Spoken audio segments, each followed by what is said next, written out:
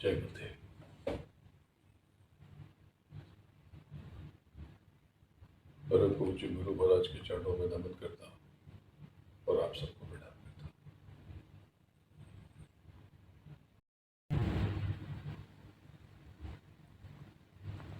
इस समय मैं दुबई में हूं।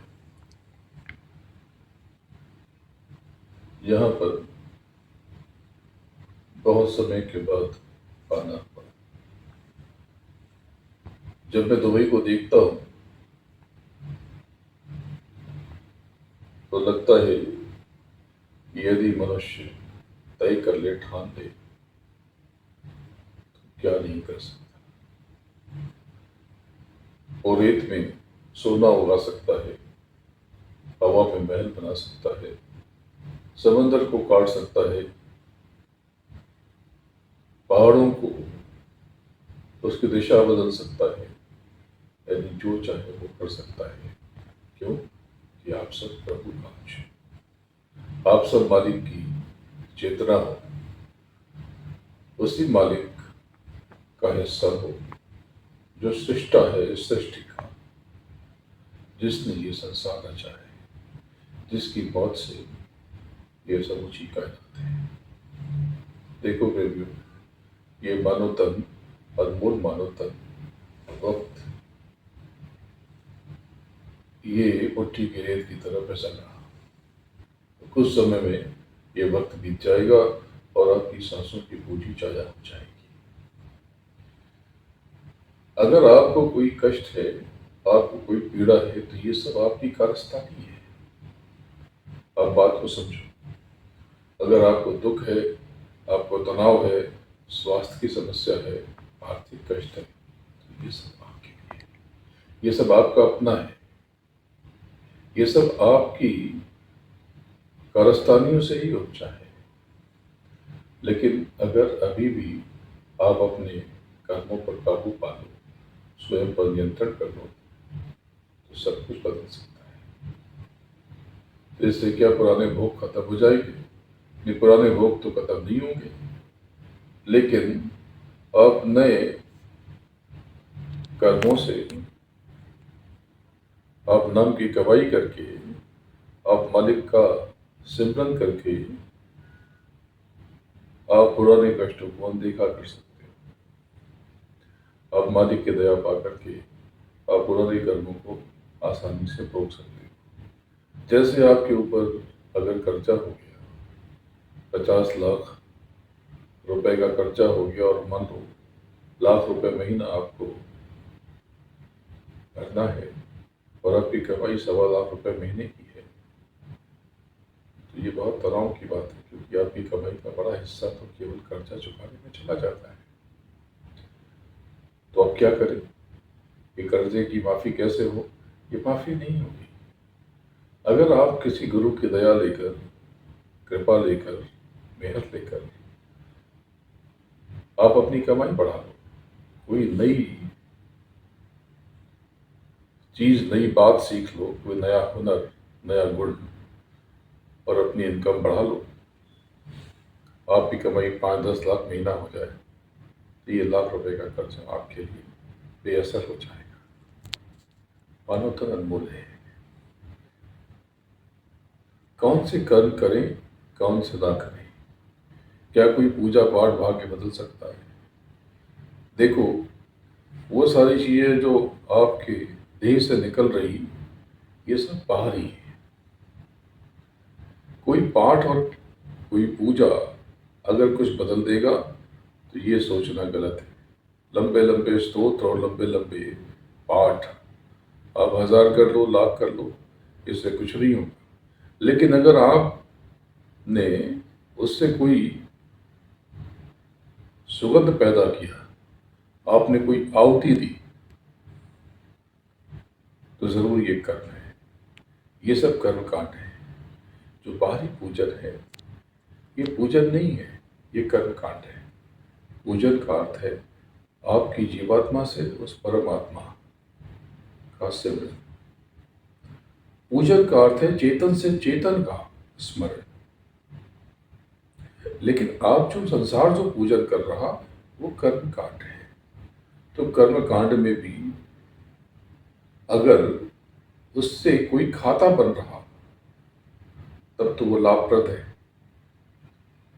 जैसे मीठी वाणी अगर आपने किसी से किसी के लिए प्रयोग की, इस्तेमाल की, तो इससे लाभ हो जाएगा।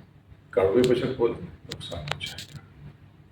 लेकिन लंबे लंबे पाठ, लंबे लंबे मंत्र का जाप, इससे इस कलयुग में कुछ नहीं होने वाला। कलयुग तो केवल नाम की कमाई से ही पार लगेगा। कलयुग में नैया पार उतरेगी केवल नाम की कमाई से। कलयुग केवल नाम अधारा, सुबह सुबह भाव उतरे ही पारा। तो कलयुग में जाप से तो फायदा हो जाएगा। जाप से और नाम की कमाई में फर्क है। जाप बाहरी क्रियाकलापों के लिए है। इससे केवल आपका आभा मंडल बनेगा, विकसित होगा, और अगर आप उससे कोई काम कर सकते हो तो कर लो। लेकिन आप अपने हरकतों को बदलोगे नहीं, अपने मनोभाव को बदलोगे नहीं, आपके आचरण में कोई परिवर्तन होगा नहीं। केवल आप कोई माला फेर करके, घंटों घंटों माला फेर करके, आप लंबे लंबे पाठ करके अगर आप सोचते हो कि आप पार लग जाओगे, तो ये असत्य है, ये मिथ्या है।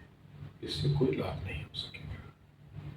सत्य को समझो, तथ्य को समझो, बात को समझो, भेद को समझो। ये मानवता अनमोल है। आज आपको सत्संग आसानी से मिल रहा तो आपको इसकी कीमत नहीं है। एक बात समझ लो कि आगे सत्संग दुर्लभ हो जाएगा। आज दुबई में बैठ करके मैं एक नई बात का ऐलान करना चाहता हूँ। यहां से लौट करके ये काफिला निकलेगा, लेकिन उसके बाद धीरे धीरे कुछ समय के लिए मैं लोगों से कुछ समय के लिए संपर्क बंद कर दूंगा। कुछ समय बाद ये सामूहिक सत्संग थोड़े समय के लिए रुक जाएगा।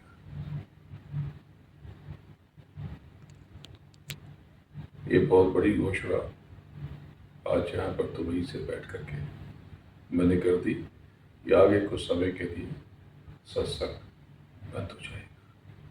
ये कब से होगा इसकी तारीख आपको बता दी जाएगी। और ये जो यज्ञ अब तक हुआ कलयुग में, कलयुग के जाने का और कलयुग में सतयुग के स्वागत करने का, ये यज्ञ भी अब बहुत नहीं होगा। मालिक का आदेश निर्देश अब स्पष्ट है। जब कुछ यज्ञ और होंगे, बहुत ज्यादा यज्ञ अब नहीं होंगे। तो अब तक ये जो विभूति, ये जो आपको मिल रही, ये आपके लिए बेशकीमती हो जाएगी। जिस घर में विभूति होगी यज्ञ की, उस घर में बड़ी बड़ी परेशानियां न्यूनतम हो जाएंगी। इस बार के यज्ञ की विभूति इस बार की बसंत पंचमी से वितरित की जाएगी, बांटी जाएगी, आप तक पहुंचाई जाएगी।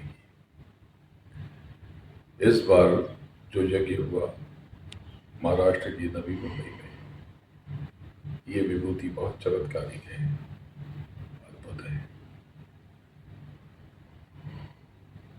ये आपके हर तरह के भौतिक, मानसिक, शारीरिक